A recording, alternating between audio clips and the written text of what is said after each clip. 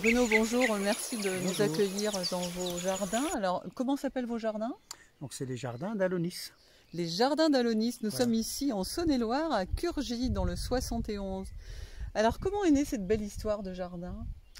En fait, c'est une association qui a commencé, qui a pris son début en 2007, voilà, à la Selle-en-Morvan. Et ensuite, on est passé sur Autun pendant un an ou deux. Et puis, c'était un peu petit. On ne pouvait pas faire ce qu'on voulait. Donc, du coup, j'ai ramené ça ici, où on a 3 hectares et demi, plus une partie ici qui fait 3000 m². Voilà. Alors je vous montre en même temps les beaux jardins parce que vous allez voir c'est assez grand quand même, c'est assez spacieux. Voilà. Et donc en fait notre but c'est de sensibiliser les gens à l'environnement et à l'autonomie. Donc on a un jardin qui nous sert de support. Donc on fait un peu on livre quelques petits restos comme ça. C'est un jardin qui est en autocueillette. Ah, voilà. Intéressant. Ça veut dire que les gens viennent cueillir et ils payent au poids. Comment ça se passe? Ils payent au poids, il faut qu'ils soient adhérents déjà. Ah, ok.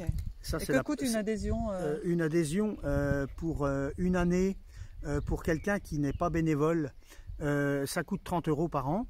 Pour quelqu'un qui est bénévole, ça coûte qui est actif, ça coûte 12 €. D'accord. Voilà. Et ensuite, on paye le prix de Rungis. C'est à savoir, par exemple, prenez une grosse salade, vous payez ça 1 €.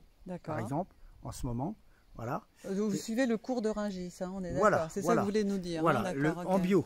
Du coup, ça permet de rendre les légumes, je dirais, accessibles à peu près à tout le monde. Oui, parce qu'en ce moment, on a tendance à dire, je m'excuse, je vous coupe Bruno, mais on a tendance ici à dire qu'avec l'inflation, tout coûte cher, mais en fin de compte, quand on va directement au jardin, ça ne revient pas plus cher que d'acheter une salade dans son supermarché, si ce n'est que de venir l'accueillir. Je pars du principe que si les restos sont capables de me payer 1 € la salade ou 10 € le kilo des fraises, eh bien, si les restos les revendent systématiquement, je ne connais pas un resto qui ne le revend pas, donc du coup, on est forcément dans les clous. Voilà. Tout à fait. Ok, et donc vous êtes 2 pour encadrer, vous faites aussi de la formation, vous m'avez dit tout à l'heure. Alors voilà, nous on fait de la formation pour les particuliers, on a fait un peu des formations un peu plus longues, mais c'était un peu compliqué administrativement pour nous. Donc on préfère finalement s'orienter sur la partie particulier et du coup ça met les gens qui veulent faire du jardin, eh bien ils peuvent être de plus en plus autonomes. Donc ça tombe bien Bruno, parce que là les gens qui vont nous regarder, à mon avis, vont être intéressés aujourd'hui avec l'inflation. Tout le monde reparle de refaire du jardin, ce qu'on faisait autrefois dans notre petite enfance et qui s'est perdu parce que avec l'aisance financière et la vie citadine qui s'est fortement développée, les gens ont oublié le côté naturel des choses. Aujourd'hui on y revient, donc ça veut dire que demain on peut apporter des conseils. Aujourd'hui vous apportez des conseils à tous les particuliers s'ils veulent aussi apprendre à jardiner. Vous leur mettez des plans aussi à disposition, ça peut aller jusque-là? C'est-à-dire qu'ils viennent faire des petites formations de 1 à 3 jours. D'accord. Et en fait, c'est des formations qui sont assez concrètes. D'accord. Et ça permet en fait aux gens, peu importe leur niveau de compétences de départ, de monter en autonomie. Voilà. Et de gagner en compétences, de monter en autonomie. Les chefs s'en occupent, je ne fais rien. Les canards me mangent les limaces, les oies tondent là-bas derrière. Tous les animaux ont une utilité.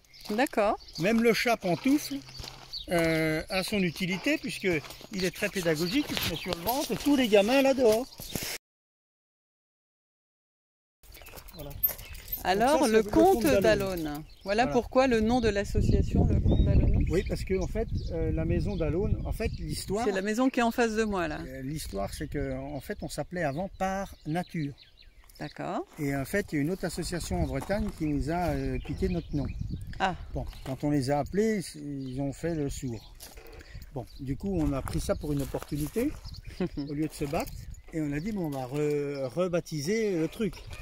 Donc pour rebaptiser ça, en fait on est parti du comte d'Alonne qui a construit la maison en 1400 et quelque chose, là 1440. Et du coup, le bâtiment qui est en face de nous, on est bien d'accord. La maison qui est ici. D'accord. Et enfin là c'est les bouts de bâtiment, la maison est au bout. Et on est parti sur donc Alonne, Alonis. Voilà.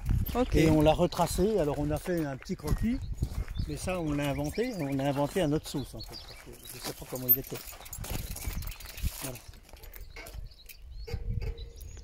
Donc en plus tous les supports pédagogiques sont là hein, pour expliquer pourquoi replanter des haies. Donc ça c'est une haie mellifère.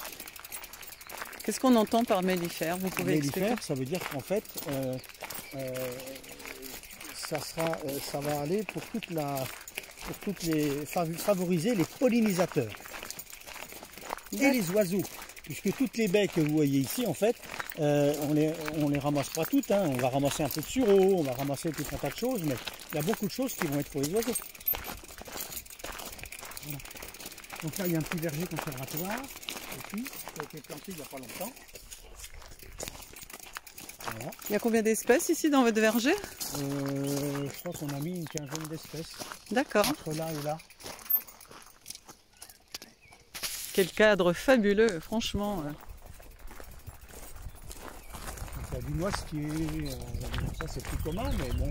Voilà. Bien sûr. Il y a beaucoup de choses qui sont pour les oiseaux en fait. Est-ce que vous connaissez un peu les espèces de la région ici?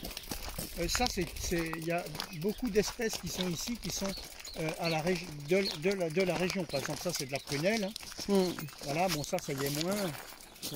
Mais olivier, il y a un olivier de Bohème. Ça c'est de l'Elagnus. Ça c'est un rosier Rosa rugosa. Donc ça c'est un vieux rosier. Voilà, des cornouillers. Ah oui, ça c'est bien de la région. Le fameux sureau. Ah oui. Donc alors le sureau, on va faire des sirops avec la fleur. On peut faire des tisanes avec la fleur. Renforcement du système immunitaire. Ça, on va faire des confitures. On va faire du sirop avec les baies. C'est très bien pour les oiseaux, ça aussi. Des corniers, du chêne subert. Donc là, c'est des chênes, on peut manger de gland ici là. Ah, d'accord. Ouais, c'est un gland doux, voilà. Des groseilliers, à fleurs. Voilà. Ça, c'est le fameux olivier, donc le genévrier. Oui. Olivier de Bohème. Ah, c'est ça. Ouais. Les ruches, bien évidemment. Les ruches, mais ça par contre c'est des ruches qui sont pour la pédagogie parce que bien sûr, j'entends. Mais ici en fait plus personne ne peut rentrer.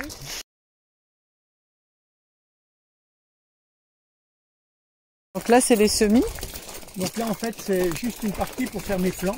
D'accord. Et ça c'est tout du plant qui sont en culture, de la framboise par exemple. D'accord. Voilà, des framboises. Ouais, c'est des beaux mes tomates dehors parce que j'avais plus de place à l'intérieur, mais j'en ai aussi là. Ça c'est les plants de l'année dernière. Voilà, un peu d'aromatique, de la fraise en plant. D'accord. Ça c'est du petit plant. Ça c'est des fraises qui vont remonter Il y a des remontantes et des non remontantes. D'accord. Voilà, tout ce qui est cassis. Les bons cassis de Bourgogne bien sûr. Cassis de Bourgogne ou un autre, dans des gars, il y en a deux parce que pour la pollinisation c'est bien qu'il y en ait deux. D'accord. Voilà, là vous avez par exemple dans les serres, on va se retrouver avec des plantes compagnes. Donc là vous allez avoir du basilic, de fenouil, de la tomate, du basilic, quelques salades. Les salades vont être prises, le basilic va prendre la place, les poivrons derrière. Et tout ça c'est destiné à être vendu à qui? Les gens peuvent venir cueillir sur place comme on a dit. Oui. Et puis quelques petits restos comme ça, puis c'est tout quoi. Ah oui, vous avez assez pour... Oui, mon but, il n'est pas de faire de la production de tout vendre à la chaîne. Le but, il est de me servir du jardin comme support. D'accord, ok. Voilà. Donc, parce que moi, je pars du principe que pour pouvoir former, il faut aussi avoir un support et il faut que ce soit crédible. Eh oui. Voilà. Donc il y a beaucoup d'animaux, donc il y a des petits parcs d'animaux là pour les pour les écoles, ben, on va pouvoir montrer ce que c'est qu'un cochon d'Inde, les différents lapins, ainsi de suite. Voilà. Voilà. De ce côté-là, il y a des couches chaudes là-bas, donc ça c'est. Je fais tous mes semis sur du fumier en fait. D'accord. C'est du tout chaud. Voilà. Par exemple ici aussi on a une petite serre. Donc cette serre là c'est une serre que je me sers pour mettre les choses hors gel. Donc là vous avez un petit poêle Rocket Stove. C'est un poêle de masse qui a été fait par, on a fait nous-mêmes. D'accord. Et que vous mettez en route dès qu'il y a un petit coup de frein. Eh ben on le met en route, mais le but c'est de chauffer la terre. Et c'est l'inertie qui fait que ça gèle pas. C'est pas un poêle normal. Alors ça chauffe la terre parce que ça rentre en terre. Enfin, il y a quelque chose qui rentre en terre pour chauffer la terre, ou c'est le fait que ça dégage de la chaleur que ça va réchauffer? En fait, c'est fait avec un fût. Il y a un fût au milieu, il y a de la terre autour, et vous avez une banquette là tout le long. Là. Ah ok, j'avais pas vu. Ok. Et la banquette qui est tout le long là, il y a un tuyau, le tuyau le tuyau d'évacuation de fumée. Le but c'est que la fumée sorte de l'autre côté mais froide. Très bien, bien vu. Voilà. Parce que le but c'est de ne pas chauffer l'air. C'est que la banquette accumule un maximum de chaleur. D'accord. Ouais, bien vu. Quelle belle leçon.